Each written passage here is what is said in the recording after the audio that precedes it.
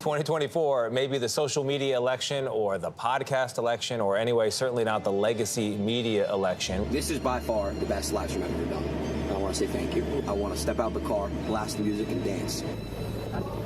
Donald Trump just said they're invading our country and they're eating dogs and cats, and he got more votes. I don't drink or smoke. You never have? No, I never have. This is the last chance. Has anybody tried to push back? And I just want to, go out and vote. This country faces the worst set of crises that we have faced in a very, very, very long time. Never in our nation's history have independent content creators had such enormous influence on our politics and national discourse. From Democrats calling for a Joe Rogan of the left. They need a liberal Joe Rogan. We need a Joe Rogan of the left. The left needs a Joe Rogan. To left-wing political commentator Hassan Piker streaming election night to a peak of over 200,000 concurrent viewers on Twitch. To Donald Trump's media campaign with popular content creators like Joe Rogan, Theo Vaughn, and Logan Paul helping to literally sway the 2024 election, it's safe to say that we have entered a new era of political media. How did we get here? To understand the politics of content creation, we must go back to the Dark Ages, a time before civilization itself, before we had smartphones, TVs, computers, smart refrigerators, and whatever this is. A time when cavemen and woolly mammoths still roamed the earth. 1897, and the invention of the radio. Just kidding, we don't have to go back that far. I mean, nothing really relevant happened back then anyways, besides the birth of Joe Biden. Instead, we'll jump to the year 1933. It's the height of the Great Depression. A dust bowl has settled over the US. A girl and her dog have gone missing from rural Kansas. A dozen eggs costs $8.99.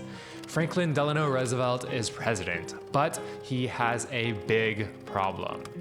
Roosevelt has just began his first term in office, and he has inherited the worst economy that America has ever seen, and a banking crisis to top it all off. For months, banks have been closing left and right, and Americans are either losing their life savings or rushing to pull it out of the banks in fear of suffering the same fate as their neighbors. If Roosevelt doesn't tackle this crisis and find a way to communicate his vision for the future of America to the general public in a way that they can understand, he might just go down as the most unpopular president in American history.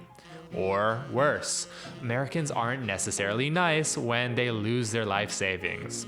And in fact, Roosevelt had survived an attempt at his life just a month prior. With all this weighing on him, Roosevelt sets out to convey his economic plan to the American public. But there's just one little problem. All of the newspapers are controlled by Roosevelt's opponents. Any press that he does is sure to be accompanied by biased commentary and unfair portrayals by these newspapers. The fake news media, if you will. So FDR comes up with a genius solution. Instead of going through these institutionalized news channels, FDR speaks to the American public directly through the relatively new technology of the radio. My friends, I want to talk for a few minutes with the people of the United States about banking. In the wake of a banking crisis and the US economy on the verge of another devastating collapse, Roosevelt talks to 60 million Americans listening intently about what has been done in the last few days and why it was done and what the next steps are going to be. In plain language and self-assured tone, Roosevelt intimately explains to the public the workings of the American financial system, why it has failed, and how the government and the public must work together to get the system back on track. And it works. The result is a remarkable turnaround in public confidence. The public recognizes Roosevelt's implicit guarantee and, as a result, believes that the reopened banks would be safe, as the president explained in his speech. Within 2 weeks, people return over half of the cash that they had been hoarding. And March 15th, 1933 is still, to this day, the largest ever one-day percentage price increase in US stock market history. Roosevelt would go on to give 30 more of these radio speeches throughout his presidency, averaging around 30 minutes each, leading America through the hardships of the Great Depression and the Second World War. By using the relatively new technology of radio to his advantage, Roosevelt was able to bypass the traditional and entrenched forms of media and speak to the American public directly, clearly, and intimately. I guess you could say that FDR was the original political podcaster. Oh my God, I'm going to hell.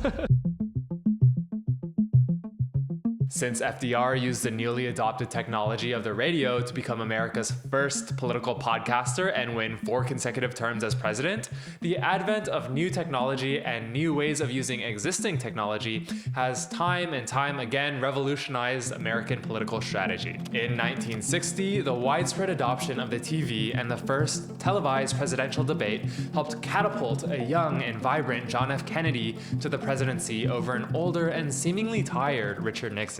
That is at least what the historians tell us. Both men, of course, were in their 40s at the time, which, by today's standards, you could combine their entire lifetimes together and they'd still be too young to run for president. And now, with the rise of the internet and modern forms of communication, we've seen independent creators and social media platforms absolutely dominate our national discourse, culminating in today's world where social media savvy communicators put out banger after banger tweets, TikToks, and videos such as the classic Pokemon go to the polls, or the classic Rat Summer posts, or who could forget the negative press covfefe, or any of these. I mean, I couldn't be bothered to sift through this. There's definitely some insane shit in there though. Or the newest banger, Choose Your Fighter. Choose your character.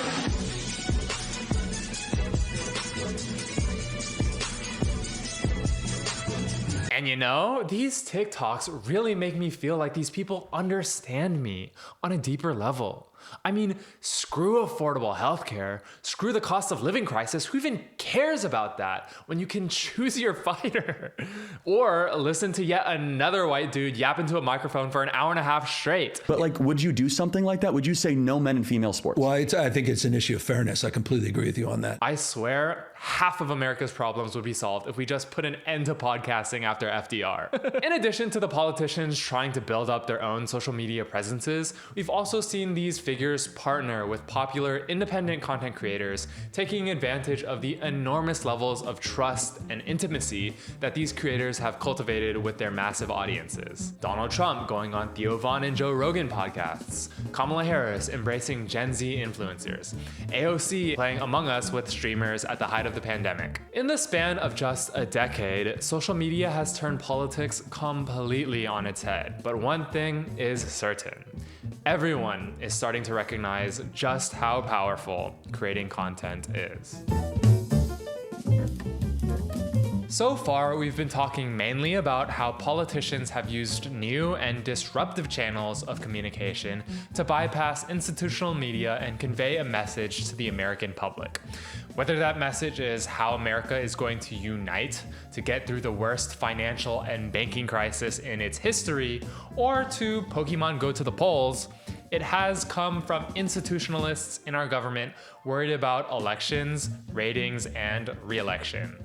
But what about content creators themselves? Folks who stream or publish YouTube videos or TikToks, or God forbid, podcasts. What political function do these content creators serve, and what is their impact? But first, before we jump into the roles of both political and non-political creators in the broader media ecosystem, let's talk about what gives these creators the enormous sway and influence that they wield to begin with. America today is deeply polarized. Whoa, no way, really? I had no idea. And with that polarization has come a profound distrust in traditional forms of media, to an extent which this nation really has never before experienced. And as a result, Americans have overwhelmingly flocked to alternative and independent media for their news and information. Enter content creators. In the wake of unprecedented levels of distrust in institutional media, content creators have emerged as the natural resolution. As opposed to the entrenched and relatively polished high production value newsrooms of the traditional media ecosystem, content creators stand out as more raw, genuine, unfiltered, and low budget, at times setting up their phone camera in the kitchen, speaking to a $30 microphone, and publishing it directly to thousands of viewers. Or broadcasting themselves talking to a camera for 8 hours straight to tens of thousands of viewers. But this rawness is an advantage. To audiences, the unfiltered and low-budget nature of a YouTube video or a TikTok is precisely what makes a creator feel a lot more trustworthy and relatable, in stark contrast to the highly scripted, highly filtered, narcissistic, endlessly scheming politicians and news media that are beholden to powerful moneyed interests. They are Delulu with no Salulu, Mr. Speaker. And as a result, creators are able to develop an intense connection with the members of their audience, who feel like they can finally genuinely relate to someone that is talking about the issues that they care about.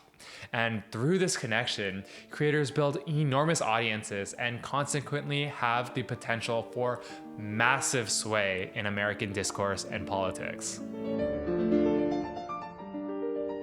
I want to first discuss the role of political content creators in our politics, and then I'll touch on non-political creators as well.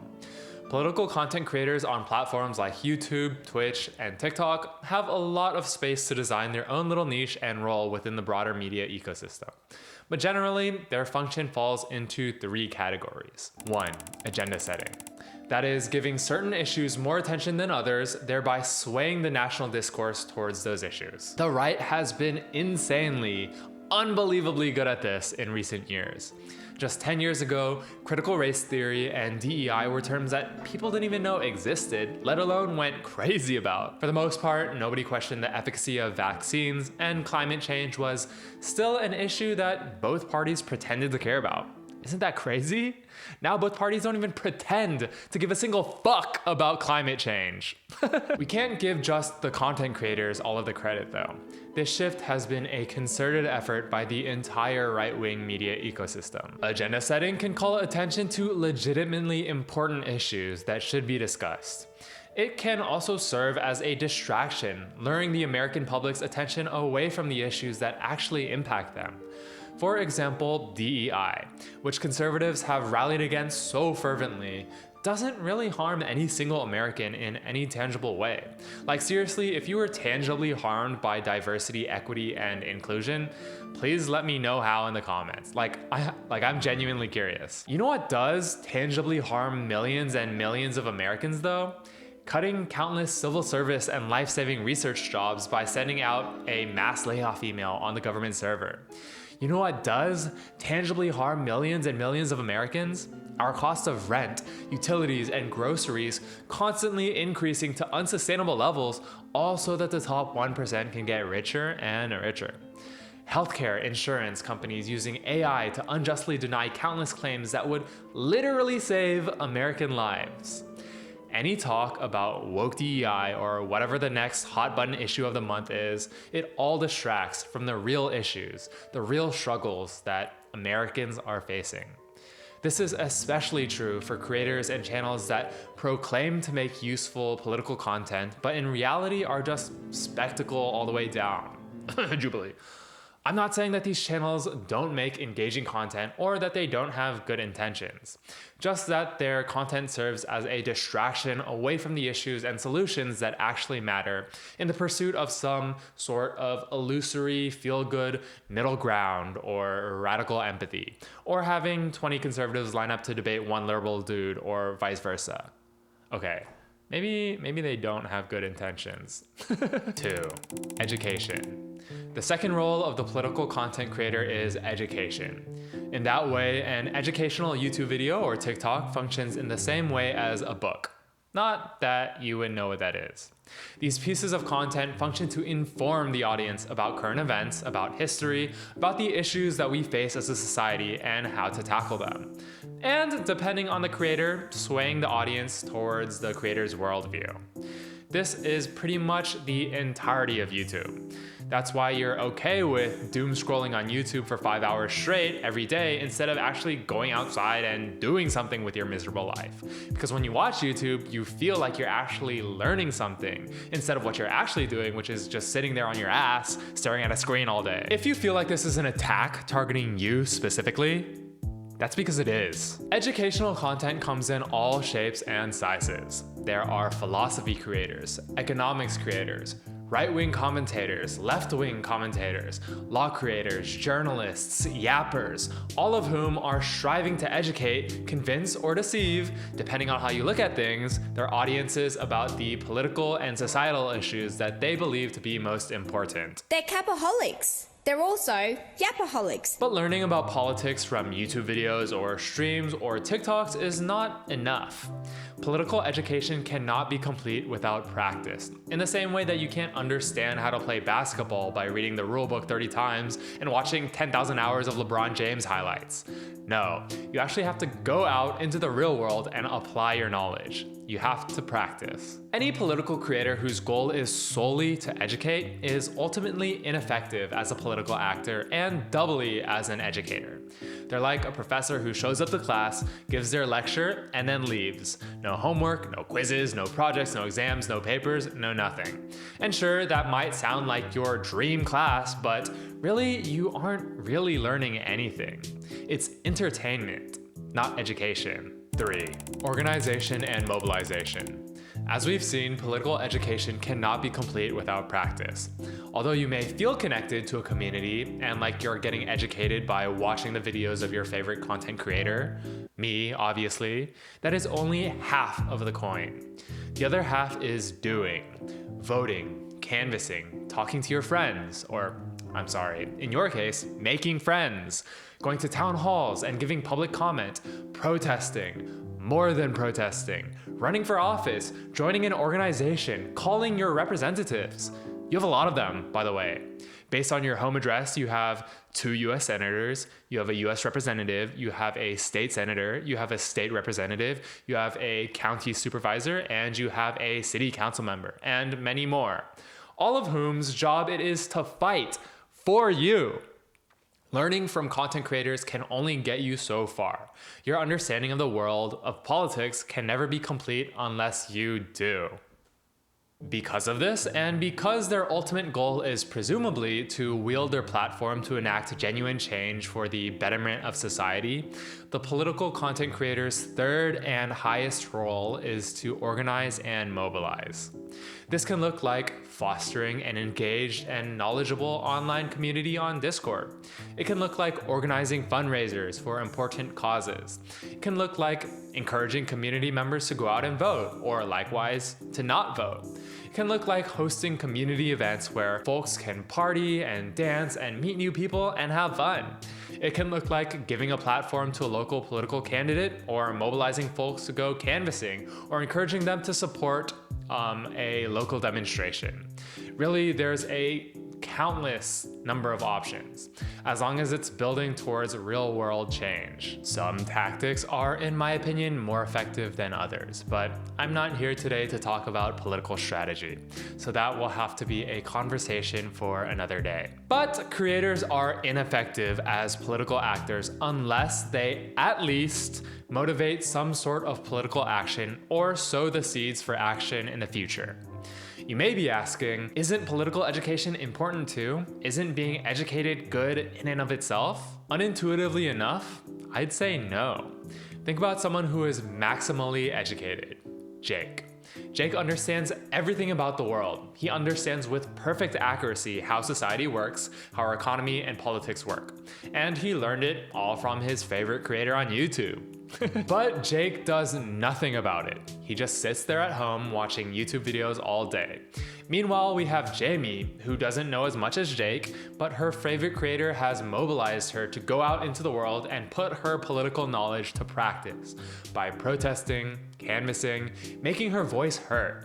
I think it's clear that Jamie has made much more of an impact as opposed to Jake. That's right. Fuck you, Jake. And thus, we can see that Jamie's favorite creator has created a larger positive material impact in the world than that of Jake. I will say, though, that in practice, it's often difficult to divorce education from mobilization. You could argue that people can and do watch a YouTube video and then immediately repeat verbatim the talking points in that video to the 3 nearest people in their vicinity, even if the creator didn't ask them to. True. That video, that creator then is not purely educational. If their message is compelling enough to rile up the audience, to energize them to want to talk to their friends about it, then that too is a form of mobilization, even lacking a formal call to action. Okay, what about mainstream content creators who don't necessarily talk about politics? Your Mr. Beasts, your self-improvement creators, your crochet tutorials, your fitness influencers, your gamers. Okay, wait, never mind. Maybe not those guys. What political impact do these folks have? Apart from the largest creators in the space who genuinely shape media headlines and the national discourse single-handedly, non-political content creators don't individually have a huge political influence. Collectively, however, they can shape a national culture that has genuine political consequences for broader society. Let's take self-improvement creators, for example. I know that none of you watching this video have ever even heard of self-improvement before, considering that you're all absolutely perfect human beings who couldn't possibly improve even 1%. So, let me lay it out for you. Individual self-improvement creators may have good intentions, trying to help people improve and grow as people.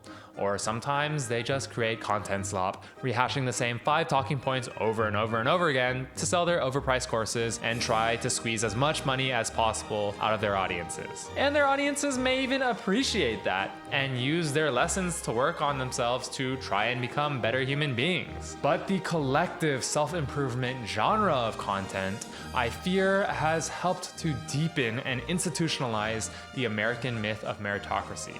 It has heightened the personal blame that people feel for their poor financial situations, intensifying the hyper-individualism that has been so prevalent in American society.